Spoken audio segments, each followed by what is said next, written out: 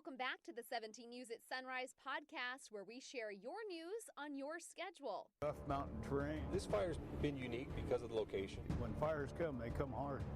The fire still has pretty extreme behavior. All of our pictures of belongings, like everything is gone. This is it. This is my retirement. This is home.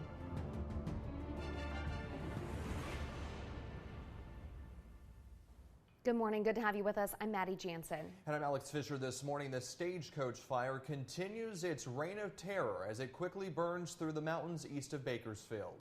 The threat of the fire is not over this morning. Firefighters continuing to fight to save homes and lives. Here's a look at just some of the intense images of the flames from the front lines.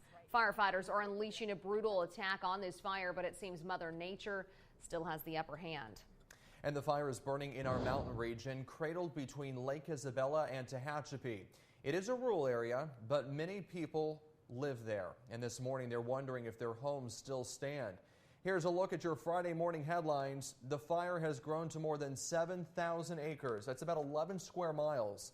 It is only 15% contained. More than 770 firefighters are on the front lines. 13 homes have been destroyed. This morning, we have team coverage. Our morning forecaster, Kevin Charette, is tracking conditions.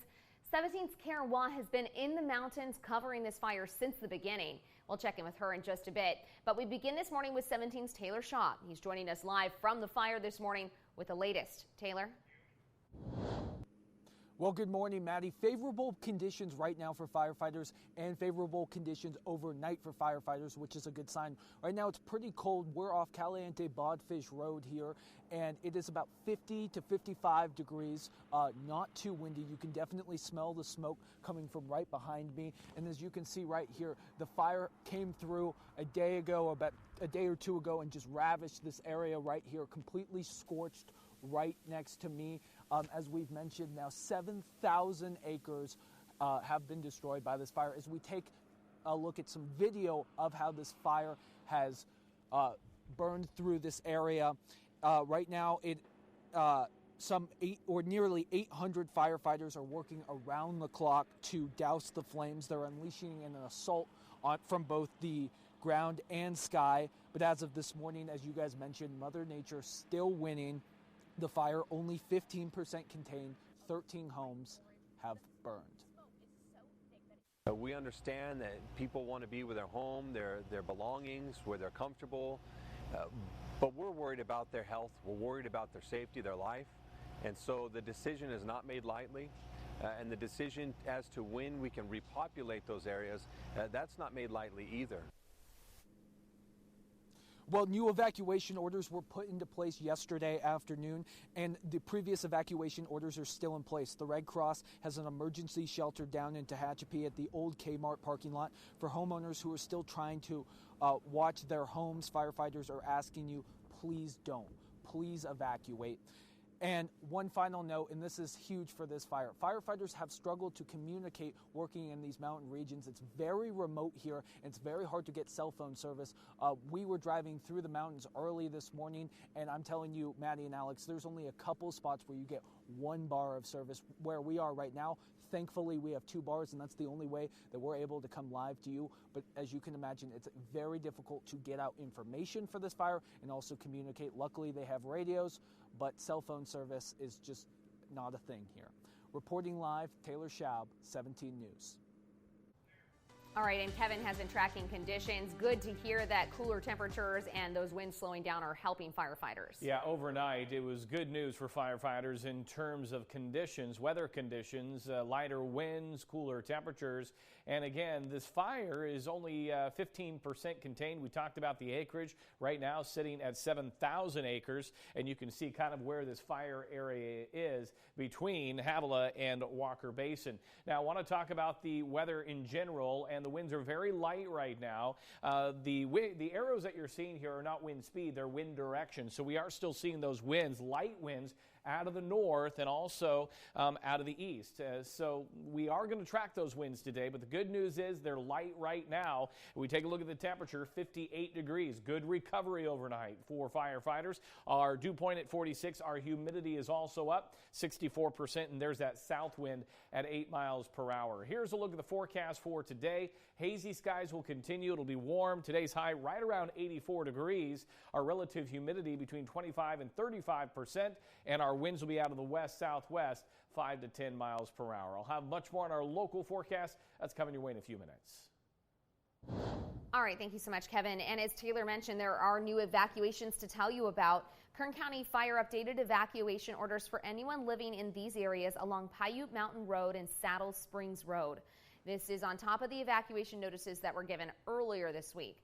They include the area north of Walker Basin and east of Caliente Bodfish Roads. And if you've been affected by this fire and need help, call the American Red Cross. Volunteers are helping people find a place to stay if they evacuate. Again, that number is 1-800-RED-CROSS. You can find all evacuation information on our website, kget.com.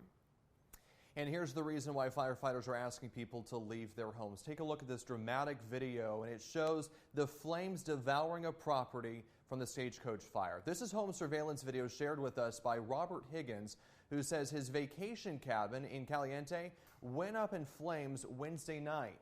You can see the fire surrounding the porch before the camera goes dark. This is just one of the 13 homes destroyed by the Stagecoach Fire. And our team coverage continues now this morning with 17's Karen Waugh. She's been with firefighters throughout the week as they battle this grueling fire. But she joins us now with a story that sparks hope. Over the past week, the Stagecoach Fire has exploded in size, moving from one side of the mountains to the other. I've been all over the world in the military and a lot of the states, and I'm 55, and this is my favorite place that I've been. I like the community. Ron Lefevre and his family moved to Walker Basin 17 years ago. They built everything from the ground up: the house, deck, pool, suspension bridge, barn. Down there in the barn, we have 2 alpacas, Dwayne "The Rock" Johnson and Lady Gaga. His family, consisting of 2 alpacas, 2 chickens, 2 dogs, and 2 cats. Each year, he's used to wildfire threats. But he soon saw the Stagecoach Fire creeping too close for comfort. We haven't had anything this close, for sure. And then firefighters showed up, recommending he evacuate. I just hoped. So he fled, forced to even leave behind most of his animals, not knowing if he'd see any of this ever again. It really didn't get emotional until I got to downtown, until I got to the hotel. But then a spark of hope. Kern County firefighters personally called him, telling him his home was safe. The 3 firefighters that defended my house were professional, calm, which calmed me. As for his neighbors, homeowners who weren't as fortunate, we're going to take care of them. That's what we do up here. Food, we'll get them some food, we'll get them as much money as we can possibly all spare, and clothes, and they'll rebuild. We'll be all right. From the ashes, they'll rise again. The community, my neighbors, the peace, quiet. In Walker Basin, the Saturday barbecues. Karen Waugh, 17 News. And we continue to work and bring you the latest information on the Stagecoach Fire. You can head to our website, kget.com, for the latest on this blaze. And we also have the resources that we've been talking about this morning for people who are affected by this fire. You can find all of that on our website, kget.com. Meantime, our firefighters were also busy with another new blaze. The Fort Fire broke out along the west side of southbound I-5 near Grapevine Road yesterday. 250 acres burned with 50% containment, according to CAL FIRE. At one point, the fire was affecting traffic, and CHP had to close some of the lanes, but those are back open this morning. Further down the I-5, another fire broke out in Santa Clarita. The so-called Texas fire is burning in the Saugus area. According to the LA County Sheriff's Department, 50 homes have been evacuated in Bouquet Canyon. The fire has grown to 150 acres. Crews have been able to stop its forward progression, but the fire's just 5% contained this morning. And these fires are good reminders that you must have a safe and cleared space around your property to prevent fires. It's called hazard reduction clearance. You can even be fined if you do not clear a space. If you're not sure if your property falls within the required area, you can locate it using the lookup tool on the CAL FIRE website. And you can also sign up for disaster alerts from Kern County's emergency services. Just go to readyKern.com. And now to a heartbreaking development out of Northwest Bakersfield this morning. A 1-year-old child has died after falling into a pool. Around 7:45 last night, Kern County Sheriff's deputies were called to a home on Rosedale Highway near Jewetta. The 1-year-old baby was taken to a hospital but did not survive. The baby's identity has not been released. The sheriff's office is investigating. A crash overnight knocks out power for more than 300 people in northeast Bakersfield. It happened just after 11 o'clock last night near the corner of Mount Vernon and Flower Street, not far from East High School. These are photos from the scene. You can see a pickup truck with damage and a power pole snapped. That's according to the California Highway Patrol website, where they say power lines were down across both lanes of the road. We heard from the driver who told us that he was tired and fell asleep at the wheel. The PG&E website says at one point nearly 400 customers were without power in the area. At last check, power was restored for most homes, with full restoration later this morning. And now to the latest on the coronavirus pandemic in Kern County. We expect an update from Kern County Public Health today. Here are the numbers as they stand right now. 291 new cases were reported, bringing the total to more than 21,000. Kern County has had 152 deaths since March. More than 6,100 people have recovered from the virus, while more than 15,000 cases are considered active this morning. Right now, more than 260 people are hospitalized with acute symptoms of the virus. And we are still seeing a backlog of tests despite the federal surge testing site set up at the Kern County Fairgrounds. The site has performed nearly 3,000 coronavirus tests. County officials say the site has been very helpful for testing people who do not show symptoms of COVID-19. The turnaround time for the test results has been 3 to 5 days. Now, this site was set to close on Sunday, but Congressman Kevin McCarthy tells us officials have decided to extend its operation for another 12 days. Kern Public Health gives us the updated COVID case numbers after labs have sent the results through the state's official database called Cal Ready. But a glitch in that system has caused many new cases to go unreported. That could be why Kern's case numbers may appear lower than they actually are. Once the glitch is fixed, the numbers could change. We would likely expect additional cases in the future. They don't know how many, and they don't know when it'll be fixed. The same issues happening across the state. Meantime, California is providing its assistance to local hospitals struggling with staffing. Constantine says the state has sent medical teams to several local hospitals, including Kern Medical, Delano Regional, Adventist Health Bakersfield, Memorial Hospital, and Mercy. We're back here at 521. Police have arrested a man suspected in a double homicide earlier this week. That shooting left 2 men dead. It happened Tuesday night on 10th and M Streets. Neither victim has been identified by the coroner yet. Yesterday morning on Sunrise, we told you police were searching for this man, and overnight we learned officers arrested Eric Laval Nichols in Wasco in connection to the murders.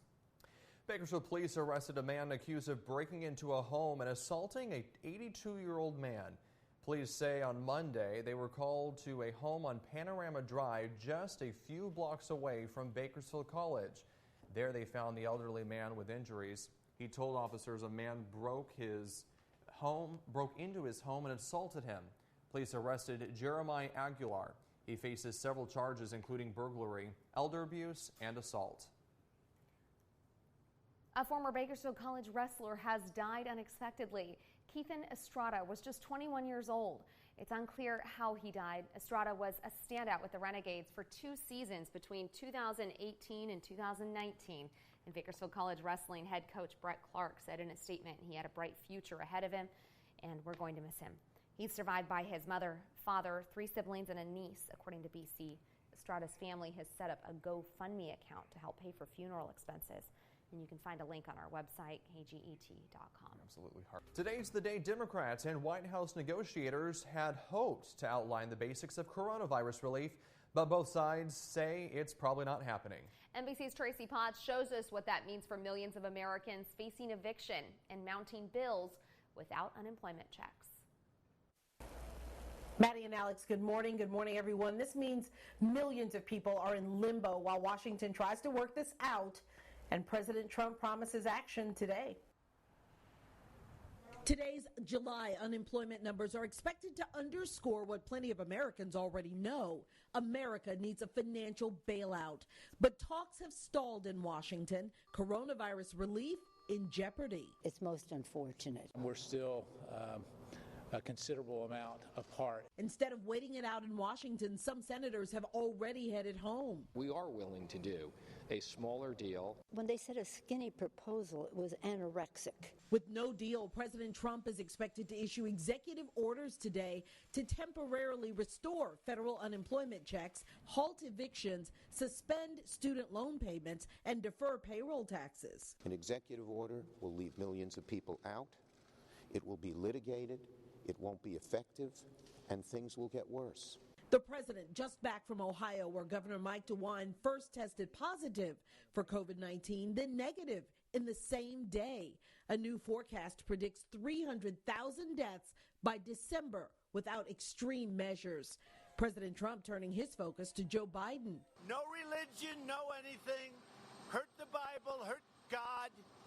He's against God. With this controversial statement last night, Biden responding that his faith is at the core of who he is. Now back to the money in those negotiations that aren't working out so well right now. Tomorrow, the Paycheck Protection Program is set to expire. That means no new applications for those small business loans, with $130 billion left in the bank unspent. I'm Tracy Potts, 17 News. The 17 News at Sunrise podcast is a production of KGET and Nexstar Media Group. For more on all of the headlines in today's show, head to kget.com.